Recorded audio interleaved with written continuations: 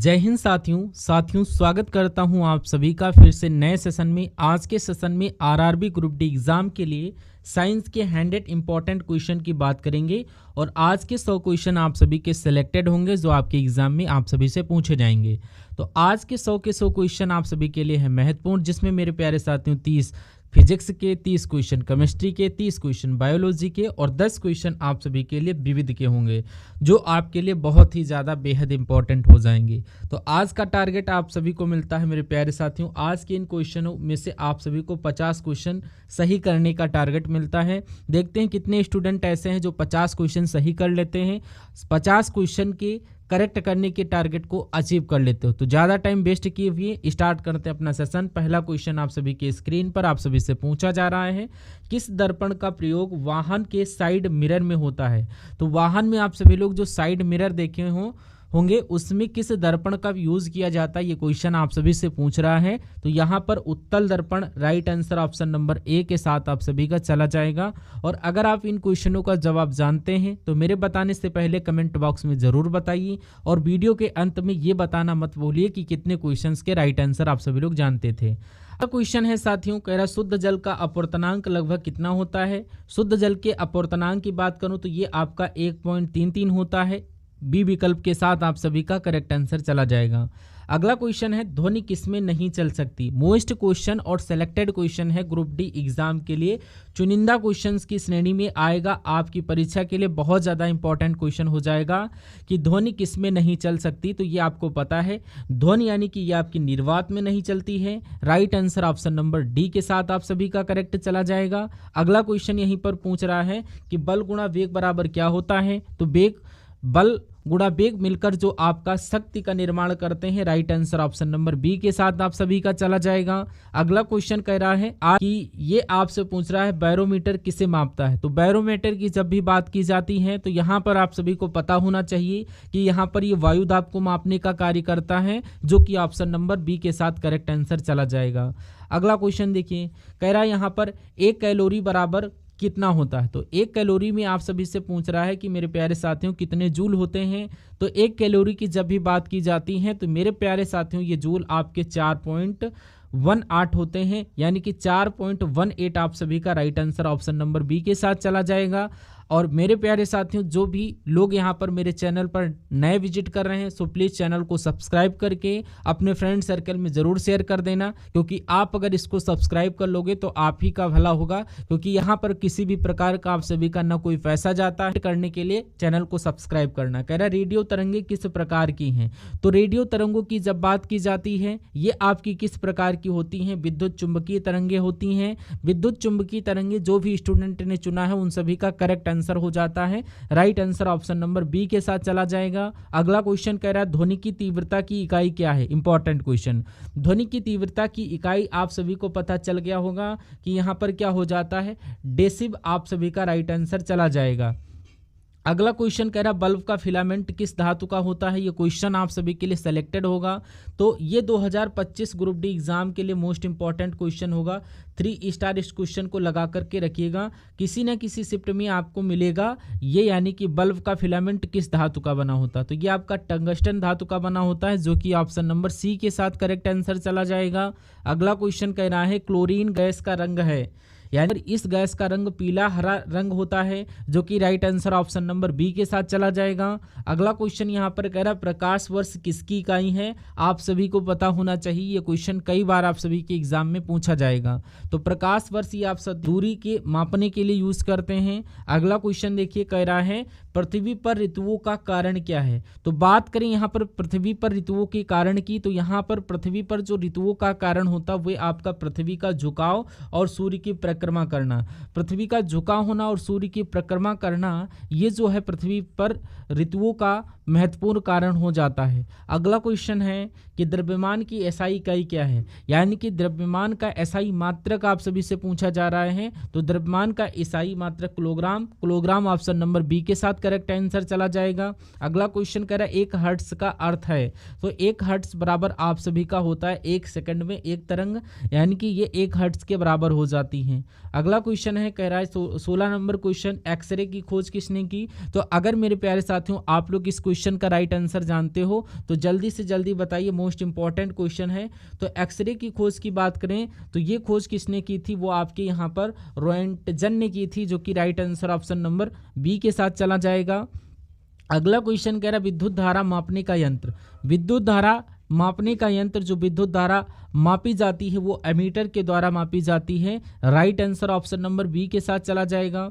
अगला क्वेश्चन यहाँ पर कह रहा है परमाणु बम किस सिद्धांत पर कार्य करता है। ये महत्वपूर्ण क्वेश्चन है, मोस्ट क्वेश्चन यानी कि मोस्ट इंपॉर्टेंट क्वेश्चन कहूँगा, यानी कि इस क्वेश्चन है आप सभी का, परमाणु बम ये किस सिद्धांत पर वर्क करता है। ये आपको मोस्ट इंपॉर्टेंट है, एग्जाम में आपको देखने को मिलेगा। तो ये परमाणु संलयन या परमाणु विखंडन, तो यहाँ पर right answer option number B के साथ चला जाएगा। अगला क्वेश्चन कह रहा है हृदय की धड़कन सुनने का यंत्र है। तो हृदय की धड़कन को सुनने का यंत्र यहाँ पर स्टेथोस्कोप हो जाता है, जो कि right answer option number B के साथ चला जाएगा। कह रहा गुरुत्वाकर्षण बल का नियम किसने दिया। तो गुरुत्वाकर्षण बल की अगर बात करें तो ये आपका जो हो जाता है गैलीलियो या आइंस्टीन। तो यहाँ पर राइट आंसर न्यूटन के साथ चला जाएगा, जो कि ऑप्शन नंबर ए के साथ जाएगा। अगला क्वेश्चन कह रहा है H2SO4 को क्या कहा जाता है। इंपॉर्टेंट क्वेश्चन है। तो H2SO4 है, इसको कहा जाता है अम्लों का राजा। किसको क्या कहते हैं, इसे कहते हैं अम्लों का राजा। H2SO4 को अम्लों का राजा कहा जाता है। कई बार क्वेश्चन आप सभी से पूछा गया है कि अम्लों का राजा किसे कहते हैं, जिससे कि सल्फ्यूरिक अम्ल, यानी कि यहाँ पर आप सभी को अम्लों का राजा H2SO4 को कहा जाता है। अगला क्वेश्चन कह रहा है शुष्क बर्फ किसका ठोस रूप है, यानी कि शुष्क बर्फ जो है किसका ठोस रूप है या कठोर रूप है। तो यहाँ पर आप सभी को बताना है ये कार्बन डाइऑक्साइड का जो है कठोर रूप आप सभी का राइट आंसर हो जाता है।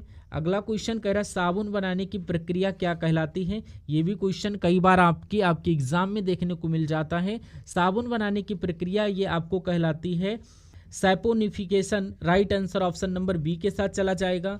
हैबर प्रक्रिया से क्या प्राप्त होता है, ये क्वेश्चन सीधे आपके एग्जाम में 2022 में ये क्वेश्चन पूछा गया था कि हैबर प्रक्रिया, तो आप सभी को पता होना चाहिए कि हैबर प्रक्रिया क्या होती है।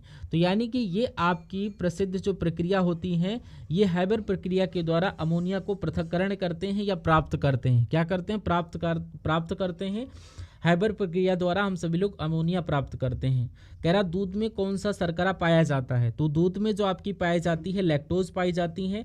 लैक्टोज इस क्वेश्चन का बिल्कुल राइट आंसर हो जाएगा। अगला क्वेश्चन देखिए, कह रहा है हीलियम का उपयोग कहाँ होता है। तो हीलियम यानी कि इसका जो उपयोग होता है मेरे प्यारे साथियों आप सभी को पता होना चाहिए, गुब्बारों में हम लोग हीलियम का यूज़ करते हैं, जो कि right answer option number A के साथ चला जाएगा। अगला क्वेश्चन, जंग किस धातु पर लगता है। क्वेश्चन कह रहा है जंग किस धातु पर लगता है। ये सेलेक्टेड क्वेश्चन है आप सभी का। तो जंग जो लगता है वो आपकी लोहे की धातु पर लगता है। किस लोहे की धातु पर लगता है, लोहा इसमें ऑप्शन नंबर बी में दिया गया है। बी विकल्प आप सभी का राइट आंसर हो जाएगा। कह रहा पीतल किसका मिश्र धातु है। पीतल किसका मिश्र धातु है, पीतल की बात की गई है तो ये तांबा और जस्ते, यानी कि तांबा और जस्ते यानी कि दोनों का मिश्र धातु होती है। Right answer option number B के साथ चला जाएगा। अगला क्वेश्चन कह रहा है कार्बन का शुद्ध रूप कौन सा है। तो यहाँ पर मोस्ट सेलेक्टेड क्वेश्चन है। ये क्वेश्चन लगभग आपको 2 से 3 सेशन में आपको करवा चुका हूँ, क्योंकि ये रिपीटेड क्वेश्चन है। तो यहाँ पर कार्बन का शुद्ध रूप जो होता है वो साथियों आप सभी का हीरा हो जाता है, जो कि कार्बन का शुद्ध रूप है, जो कि ऑप्शन नंबर बी में करेक्ट आंसर हो जाएगा। कह रहा है यहाँ पर पेट्रोलियम का सबसे हल्का अंश कौन सा है। तो पेट्रोलियम का सबसे हल्का अंश आपसे पूछा जा रहा है। तो यहाँ पर आपको ये बताना कि पेट्रोलियम का सबसे हल्का अंश कौन सा है। तो ये आपका पेट्रोल जो होता है, पेट्रोलियम का सबसे हल्का अंश होता है पेट्रोल। ऑप्शन नंबर ए के साथ आप सभी का करेक्ट आंसर चला जाएगा। अगला क्वेश्चन कह रहा है बेकिंग सोडे का रासायनिक नाम क्या है। ये भी क्वेश्चन आपके एग्जाम में पूछा जाता है। मोस्ट इंपॉर्टेंट क्वेश्चन की श्रेणी में आप सभी लोग रख लीजिएगा। तो ये आपका बेकिंग सोडा जो होता है ये किसके नाम से जाना जाता है, किसके नाम से जाना जाता है, आप सभी लोग बताइए कमेंट बॉक्स में। तो बेकिंग सोडा की जब भी बात की जाए तो यहाँ पर NaHCO3 यानी कि NaHCO3 right answer option number B के साथ चला जाएगा। अगला क्वेश्चन कह रहा है सीमेंट का मुख्य घटक कौन सा है। तो सीमेंट बनाने के लिए आप लोग किसका यूज़ करते हो। तो सीमेंट की बात की गई है यहाँ पर। तो सीमेंट की जब भी बात की जाए तो आप सभी को इसके बारे में पता भी होना चाहिए। ये मेरे प्यारे साथियों सीमेंट का मुख्य घटक जो होता है कैल्शियम सिलिकेट। क्या होता है, कैल्शियम सिलिकेट, जो कि आपका सीमेंट का मुख्य घटक है। यानी कि right answer option number A के साथ करेक्ट आंसर चला जाएगा। अगला क्वेश्चन कह रहा है ईस्मांक किसका मिश्रण है, यानी कि धुआं प्लस कोहरा, या टीपीसी में पूछा गया था, आरआरबी टेक्नीशियन में भी पूछा गया था, और ये एसएससी सीएचएसएल की एग्ज़ाम जो होते हैं उसमें ये पूछे गए हैं क्वेश्चन। तो ये आपका क्वेश्चन ग्रुप डी में भी देखने को मिल सकता है, आपके एग्जाम के पॉइंट ऑफ व्यू से इंपॉर्टेंट है। तो धुएं और कोहरे का मिश्रण होता है, जो कि ऑप्शन नंबर ए के साथ करेक्ट आंसर चला जाएगा। प्रक्रिया से जंग खाता है, तो ये आपका ऑक्सीकरण, आप सभी लोग सुने होंगे 10th में, ऑक्सीकरण प्रक्रिया द्वारा ये जंग खाता, right answer option number A के साथ। अगला क्वेश्चन कह रहा है रसायनों में कास्टिक सोडा क्या है। मोस्ट इंपॉर्टेंट क्वेश्चन है, कास्टिक सोडे का आप सभी से रासायनिक सूत्र पूछा जाता है। तो इसमें ये जो रसायनों में कास्टिक सोडा का ये क्या यूज़ किया जाता है, तो ये आपका NaOH होता है, जो कि कास्टिक सोडा है। Right answer option number A के साथ होने वाला है। अगला क्वेश्चन कह रहा है HCl किस प्रकार का अम्ल है। अगर हम लोग बात करें HCl की, ये किस प्रकार का अम्ल है, तो ये मेरे प्यारे साथियों राइट आंसर आपका मजबूत अम्ल, यानी कि यहाँ पर मजबूत अम्ल है, और मजबूत ऑप्शन नंबर ए के साथ हो जाता है। अगला क्वेश्चन कह रहा है पानी का शुद्ध पीएच कितना होता है, यानी कि यहाँ पर आप सभी को जो HCl है वो क्षारीय है। 1 मिनट, HCl किस प्रकार का अम्ल है, तो ये आपका क्षारीय अम्ल है, right answer option number C के साथ। अगला क्वेश्चन कह रहा है पानी का शुद्ध पीएच क्या होता है, पानी का शुद्ध पीएच कितना होता है, तो यहाँ पर अगर पानी के शुद्ध पीएच की बात करें तो यहाँ पर ये 7 होता है। ये क्वेश्चन मैंने आपको पहले ही बताया था, right answer option number B के साथ। अगला क्वेश्चन कह रहा है बात करें हम लोग सफ़ेद फास्फोरस को कहाँ रखा जाता है, तो इसको हम लोग पानी में रखते हैं। कहाँ पर रखते हैं, पानी में रख सकते हैं, यानी कि सफ़ेद फास्फोरस को आपको ध्यान रखना है, तेल में नहीं रखना है। इसको हम मिट्टी के तेल में सोडियम धातु को रखते हैं। क्वेश्चन कह रहा है फुलकारी गैस कौन सी है। ये क्वेश्चन अब तक का सबसे इम्पॉर्टेंट क्वेश्चन है, चुनिंदा क्वेश्चंस की श्रेणी में आता है, टॉप क्वेश्चंस की श्रेणी में आता है कि फुलकारी गैस आपसे पूछा जा रहा है कि फुलकारी गैस, तो फुलकारी गैस की जब बात करें तो ये आपका NH3 को कहा जाता है। किसे, NH3 को हम लोग फुलकारी गैस के नाम से भी जानते हैं।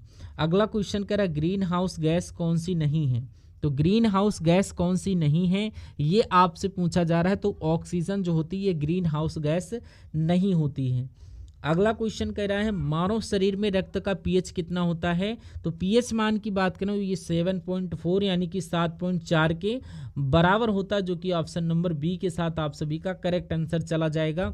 कह रहा आरबीसी का जीवन काल कितना होता है, ये क्वेश्चन आप सभी को 12 बार करवा चुका हूँगा, यानी कि यहाँ पर 4 से 5 बार आपको बताया हूँ कि ये आरबीसी का जीवन काल कितना होता है। ये आपका 120 दिन का होता है। 120 दिन आप सभी का right answer option number C के साथ चला जाएगा। अगला क्वेश्चन देखिए, कह रहा रक्त का जमाव किसके कारण होता है, तो रक्त का जो जमाव होता है ये आपका जो रक्त होता है ये जमता है, जैसे आपको चोट लग गई और रक्त यहाँ पर थोड़ी देर बाद रुक जाता है, जो कि आपका यहाँ पर रक्त का जमाव प्लेटलेट्स के कारण होता है। किसके, प्लेटलेट्स के कारण होता है। अगला देखिए, कह रहा है मनुष्य के शरीर में सबसे बड़ी ग्रंथ कौन सी है, मनुष्य के शरीर में सबसे बड़ी ग्रंथि कौन सी है, तो मनुष्य के शरीर के सबसे बड़ी ग्रंथ की जब बात करते हैं वो आपकी यकृत हो जाती है, जो कि मनुष्य के शरीर की सबसे बड़ी ग्रंथ के रूप में होती है। अगला क्वेश्चन कह रहा है विटामिन ए की कमी से कौन सी बीमारी होती है, तो विटामिन ए की कमी के कारण आपकी रतौंधी बीमारी होती है, जो कि ऑप्शन नंबर बी के साथ करेक्ट आंसर हो जाएगा। पाचन कहाँ से शुरू होता है, ये क्वेश्चन आपको पहले बताया है, तो ये आपका मुख से ही स्टार्ट हो जाता है, right answer option number A के साथ। अगला क्वेश्चन कह रहा है इंसुलिन किस अंग से स्रावित होता है, तो ये मोस्ट क्वेश्चंस की श्रेणी में आता है। आप सभी से क्वेश्चन पूछा जाता है कि इंसुलिन ये जो स्रावित होता है ये आपका कहाँ से, अग्नाशय से, यानी कि right answer option number A के साथ चला जाएगा, और अग्नाशय ऑप्शन नंबर ए के साथ लिखा भी हुआ है। अगला क्वेश्चन देखिए, कह रहा है हृदय में कुल कितने कक्ष होते हैं, हृदय में कुल कितने कक्ष होते हैं, आप सभी से अगर पूछे तो मनुष्य का जो हृदय होता है उसमें 4 कक्ष होते हैं, आप सभी को पता होगा, right answer option number C के साथ। मनुष्य के शरीर की सबसे लंबी हड्डी, इस क्वेश्चन पर बार बार अगर बात करें तो सबसे लंबी हड्डी जो होती है वो फीमर होती है, और सबसे छोटी हड्डी यहाँ पर स्टेपिस है। दोनों क्वेश्चनों में अंतर है और ये बहुत ही ज़्यादा पूछे जाते हैं क्वेश्चन। कह रहा है लाल रक्त कणिकाएं कहाँ बनती हैं। ये भी क्वेश्चन आपकी एग्जाम के लिए मोस्ट इंपॉर्टेंट है, जो कि ग्रुप डी एग्जाम के लिए स्टार लगा करके रखिएगा। कई बार आपको ये क्वेश्चन एग्जाम में देखने को मिला है कि लाल रक्त कणिका जो होती है ये आपकी अस्थि मज्जा में बनती है। कहाँ पर? अस्थि मज्जा में होता है। अस्थि मज्जा ऑप्शन नंबर बी के साथ करेक्ट आंसर होगा। ऊर्जा का एसआई मात्रक क्या है? ऊर्जा का एसआई मात्रक आप सभी को पता चल गया होगा, ये मेरे प्यारे साथियों यहाँ पर वाट होता है। अगला क्वेश्चन आप सभी से कह रहा है प्रकाश का विभंजन किसके कारण होता है। तो प्रकाश की विभंजन की अगर बात करें तो ये आपका विवर्तन के कारण होता है या आपका अपवर्तन के कारण होता है। अपवर्तन के कारण राइट आंसर लगा लीजिएगा। कह रहा 1 न्यूटन बराबर कितना होता है। तो ये मेरे प्यारे साथियों 1 न्यूटन बराबर 1 किलोग्राम गुणा 1 मीटर प्रति सेकंड स्क्वायर जो होता है ये आपका 1 न्यूटन बराबर होता है, यानी कि पहला विकल्प इस क्वेश्चन का राइट आंसर हो जाएगा। क्वेश्चन नंबर 54 की बात करें, कह रहा है किस दर्पण में वस्तु का हमेशा आभासी सीधा और छोटा प्रतिबिंब बनता है। तो यहाँ पर ये क्वेश्चन आपकी परीक्षा के लिए सेलेक्टेड क्वेश्चन है और ये टॉप क्वेश्चन की श्रेणी में आएगा और 3 स्टार इसको लगा करके रखिएगा, या आपसे क्वेश्चन पूछा जाएगा। क्वेश्चन कह रहा है कि किस दर्पण में वस्तु का हमेशा आभासी और छोटा और सीधा प्रतिबिंब बनेगा। ये जो दर्पण होगा उत्तल दर्पण हो जाएगा। उत्तल दर्पण आप सभी को ध्यान रखना होगा।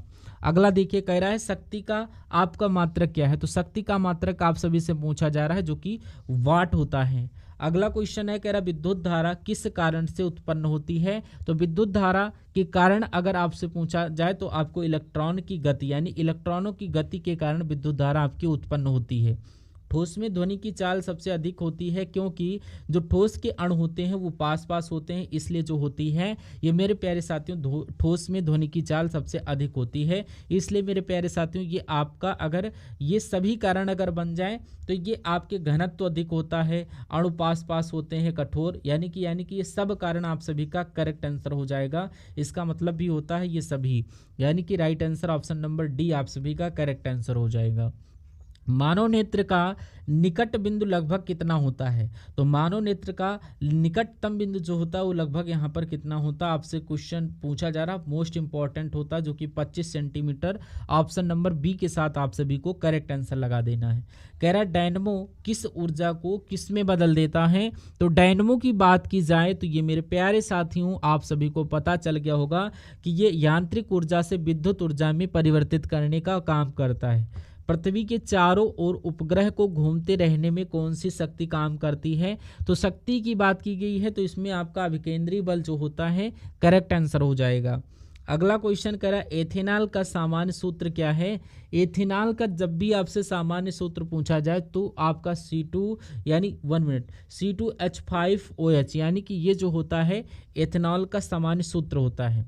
अगला क्वेश्चन कह रहा है पोटेशियम परमैंगनेट का उपयोग किस रूप में किया जाता है। ये क्वेश्चन आपके एग्जाम के पॉइंट ऑफ व्यू से सेलेक्टेड क्वेश्चंस की श्रेणी में आएगा कि पोटेशियम परमैंगनेट जो होता है इनका उपयोग मेरे प्यारे साथियों हम जो करते हैं कीटाणुनाशक के रूप में करते हैं। किसके रूप में? कीटाणुनाशक के रूप में करते हैं, जो कि आपका ऑप्शन नंबर सी के साथ करेक्ट आंसर हो जाएगा।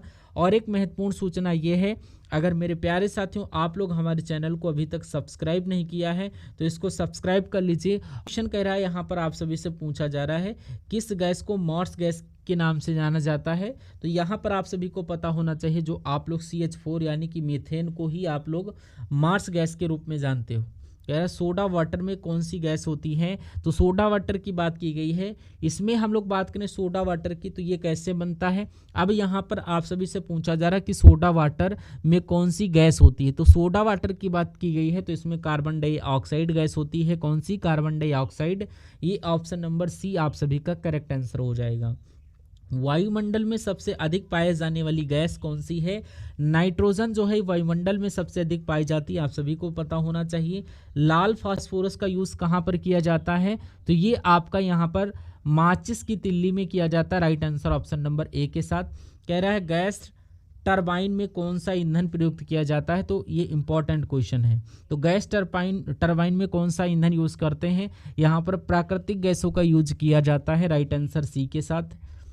फ्रायन का उपयोग किस में किया जाता है, ये क्वेश्चन आपसे बन सकता है। ये आपको रेफ्रिजरेटर आप सभी को याद रखना है जिसमें हम लोग इस गैस का यूज़ करते हैं। नाइट्रोजन स्थिरीकरण किसने, यानी कि नाइट्रोजन स्थिरीकरण करने वाला जीवाणु कौन सा है, तो ये आपका नाइट्रोजन स्थिरीकरण करने वाला जो जीवाणु होता है वो आपका राइजोबियम हो जाता है। यानी कि right answer option number A के साथ करेक्ट आंसर चला जाएगा। अगला क्वेश्चन है, कह रहा प्राकृतिक गैस का मुख्य घटक है, यानी कि प्राकृतिक गैस का मुख्य घटक कौन सा है, आप सभी से क्वेश्चन पूछ रहा है। तो मीथेन जो होता है ये प्राकृतिक गैस का मुख्य घटक हो जाता है, जो कि ऑप्शन नंबर बी के साथ करेक्ट आंसर हो जाएगा। क्वेश्चन नंबर 71 कह रहा मानव हृदय में कुल कितने वॉल्व होते हैं। तो वॉल्व की जब भी बात की जाए तो चैम्बर की बात हुई, वॉल्व की बात की जाए तो ये भी 4 होते हैं। ये इसके बारे में भी आप सभी को पता होना चाहिए। रक्त का थक्का किसकी मदद से जमता है, आपका यहाँ पर WBC या प्लेटलेट्स, तो यहाँ पर प्लेटलेट्स के कारण रक्त का थक्का जमता है, आप सभी को ध्यान में रखना होगा। कह रहा मानव मस्तिष्क का वजन कितना होता है, तो 1.4 किलोग्राम होता है औसतन, और ये औसतन माना जाता है। अगला देखिए, कह रहा है इंसुलिन हार्मोन का कार्य क्या है। तो इंसुलिन हार्मोन का कार्य ये आपसे पूछ रहा है। तो यहाँ पर इंसुलिन हार्मोन्स के जब भी कार्य की बात की जाए तो ये साथियों इसका कार्य होता है रक्त के शुगर का स्तर को नियंत्रित करने का वर्क करता है। राइट आंसर सी बी के साथ। मानव शरीर में सबसे छोटी हड्डी कौन सी है, तो यहाँ पर स्टेपीज आप सभी को याद रखना है। में श्वसन अंग कितने होते हैं, तो आप सभी को पता होना चाहिए यहाँ पर कितने होते हैं। जब भी श्वसन अंग की बात की जाए तो यहाँ पर फेफड़े, यानी कि फेफड़े करते हैं। Right answer option number B के साथ। कह रहा मनुष्य में कितने गुणसूत्र होते हैं, तो आपको 46 पता होना चाहिए, जो कि आपके एग्जाम के पॉइंट ऑफ व्यू से देखने को मिल सकता है। अगर 46 गुणसूत्र होते हैं, अगर जोड़े में पूछे तो 23 जोड़े होते हैं, आपको दोनों के बारे में पता होना चाहिए। अगला कह रहा डीएनए की संरचना किसने बताई थी, तो डीएनए की जो संरचना बताई थी ये आपके वाटसन और क्रिक के द्वारा बताई गई थी। पहला विकल्प आप सभी का करेक्ट आंसर हो जाएगा। कौन सा विटामिन रक्त के थक्के जमाने में सहायक होता है, तो रक्त का थक्का जमाने में विटामिन किस सहायक होता है, आप सभी को ध्यान रखना होगा। कह रहा इंसान का सामान्य शरीर का तापमान कितना होता है, जो कि 98.4 फ़ारेनहाइट होता है। पौधों में भोजन बनाने की प्रक्रिया क्या कहलाती है, ये आपका इंपॉर्टेंट क्वेश्चन है। पौधों में भोजन बनाने की प्रक्रिया प्रकाश संश्लेषण कहलाती है। पौधों की हरी पत्तियों में कौन सा वर्णक पाया जाता है, मोस्ट क्वेश्चन है, इंपॉर्टेंट और सेलेक्टेड क्वेश्चन है। तो पौधों की जो हरी पत्तियां होती हैं इनमें कौन सा वर्णक पाया जाता है, ये क्वेश्चन आप सभी से पूछा जा रहा है। तो इसमें क्लोरोफिल आप सभी ने सुना होगा। क्लोरोफिल के कारण पौधों की पत्तियां जो होती हैं हरी होती हैं, जो कि right answer option number B के साथ। वृक्क यानी कि किडनी का मुख्य कार्य क्या है, किडनी का मुख्य कार्य आप सभी को पता चल गया होगा, यानी कि रक्त शुद्धिकरण, जो कि आपका ऑप्शन नंबर बी करेक्ट हो जाएगा। रक्त शर्करा का स्तर किससे नियंत्रित होता है, रक्त की जो शर्करा होती है उसके स्तर की जब बात की जाए तो ये स्तर मेरे प्यारे साथियों इंसुलिन से जो होता है आपका नियंत्रित होता है, जो कि ऑप्शन नंबर बी के साथ आप सभी का करेक्ट आंसर हो जाएगा। अगला क्वेश्चन कह रहा है मनुष्य के मस्तिष्क को ढकने वाली झिल्ली क्या कहलाती है। ये बहुत ज़्यादा मोस्ट इंपॉर्टेंट और सेलेक्टेड क्वेश्चन है, चुनिंदा क्वेश्चन है T5 की। यहाँ पर मनुष्य के आपका यहाँ पर मस्तिष्क जो होता है इसको ढकने वाली झिल्ली जो होती है वो क्या कहलाती है, तो वो आपकी यहाँ पर मेनिंजिस के नाम से कहलाती है। Right answer option number B के साथ। कह रहा है किस विटामिन को सनसाइन विटामिन कहा जाता है, तो सनसाइन विटामिन यानी कि यहाँ पर ऑप्शन नंबर डी की जो बात की जाए, जो कि सनसाइन विटामिन के रूप में जानी जाती है। अगला क्वेश्चन कह रहा है हड्डियों और दांतों को मजबूत करने वाला तत्व है, कैल्शियम होता है, आप सभी को पता होगा। हड्डी और दांतों को मजबूत करने वाला तत्व कैल्शियम होता है। किस क्वेश्चन कह रहा है किस अंग को रक्त बैंक कहा जाता है, यानी हमारे बॉडी के किस अंग को रक्त का बैंक कहा जाता है, इसका क्वेश्चन, इस क्वेश्चन का राइट आंसर आप लोग कमेंट बॉक्स में दीजिए, ठीक है। और इसके नेक्स्ट नंबर क्वेश्चन कह रहा है रक्त में श्वेत कणिकाएं किस कार्य के लिए जिम्मेदार होती, तो ये रोग प्रतिरोधक क्षमता को बढ़ाने के लिए जिम्मेदार होती हैं। बी विकल्प आप सभी का राइट आंसर हो जाएगा। अगला क्वेश्चन है मानव शरीर की सबसे बड़ी धमनी कौन सी है, तो धमनी की जब बात की जाए इंपॉर्टेंट है मोस्ट, तो सबसे बड़ी धमनी की जब बात की जाए तो यहाँ पर महाधमनी यानी कि अरोटा आप सभी का करेक्ट आंसर हो जाता है। सूर्य की ऊर्जा किस प्रक्रिया से उत्पन्न होती है? तो सूर्य की ऊर्जा की जब भी बात की जाए मेरे प्यारे साथियों, सूर्य की जो ऊर्जा होती है ये आपकी संलयन प्रक्रिया द्वारा उत्पन्न होती है। संलयन इसमें बी विकल्प के साथ आप सभी का करेक्ट आंसर हो जाएगा। अगला क्वेश्चन कह रहा है सबसे हल्की धातु कौन सी है? तो सबसे हल्की धातु मैंने आपको पहले भी बताया था, यहाँ पर लिथियम सबसे हल्की धातु है, जो कि ऑप्शन नंबर बी के साथ करेक्ट आंसर हो जाएगा। सबसे कठोर प्राकृतिक पदार्थ कौन सा है? ये क्वेश्चन इंपॉर्टेंट है। 2022 में ये आपका मेरे प्यारे साथियों क्वेश्चन आया था, यानी कि ग्रुप डी के जो एग्जाम हुए थे वो यहाँ पर ये क्वेश्चन आप सभी से पूछा गया था कि सबसे कठोर पदार्थ कौन सा है, तो ये प्राकृतिक आपका हीरा हो जाता है। दूध से दही किसके कारण बनता है? तो दूध से दही ये आपको ध्यान रखना है बैक्टीरिया के कारण होता है। अगला क्वेश्चन कह रहा मानव शरीर में रक्त का कौन सा घटक ऑक्सीजन ले जाता है? तो यहाँ पर आरबीसी जो होती हैं वो ऑक्सीजन के परिवहन को करने के लिए जिम्मेदार होती है, ऑक्सीजन का परिवहन करने के लिए। पृथ्वी पर सबसे अधिक तत्व कौन सा है? तो सबसे अधिक तत्व की जो बात करें वो आपकी यहाँ पर oxygen, oxygen option number A के साथ करेक्ट आंसर हो जाएगा। रबर किस वृक्ष से प्राप्त की जाती है? क्वेश्चन आप सभी से पूछा जाता है, जो कि इंपॉर्टेंट है। तो यहाँ पर हीविया आपका वृक्ष, हीविया एक आपका वृक्ष होता है जिससे ये आपकी तैयार की जाती है। Right answer option number B के साथ। अगला क्वेश्चन कह रहा है यहाँ पर मोती किस जीव से मिलता है? तो मोती किस जीव में मिलता है? तो यहाँ पर मोती की बात की गई है। मोती जो मिलता है मेरे प्यारे साथियों, ये यहाँ पर आप सभी को याद रखना है सीपी से मिलता है, यानी कि सीप जो होती है वो कौन से, यानी कि उससे यहाँ पर मोती प्राप्त किए जाते हैं। राइट आंसर यहाँ पर ऑप्शन नंबर ए के साथ। अगला क्वेश्चन कह रहा है मलेरिया किसके कारण होता है?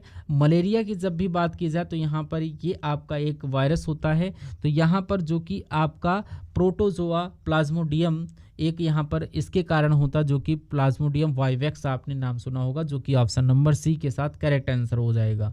आज की इस सेशन का अंतिम क्वेश्चन आप सभी के स्क्रीन पर, जिसका आंसर आप सभी लोग कमेंट बॉक्स में बताएंगे कि तपेदिक यानी कि टीबी किस जीवाणु से होता है, या तपेदिक पूछे या टीबी पूछे, ये आपका यहाँ पर माइक्रो बैक्टीरियल या ट्यूबर क्लोसिस के कारण होता है। ये आप सभी को याद रखना है। ये आज के इस क्वेश्चन का हाईलाइटेड क्वेश्चन है, स्टार लगा करके रखिएगा, जो कि टीबी रोग होता है, तपेदिक रोग होता है, आप सभी को पता होना चाहिए।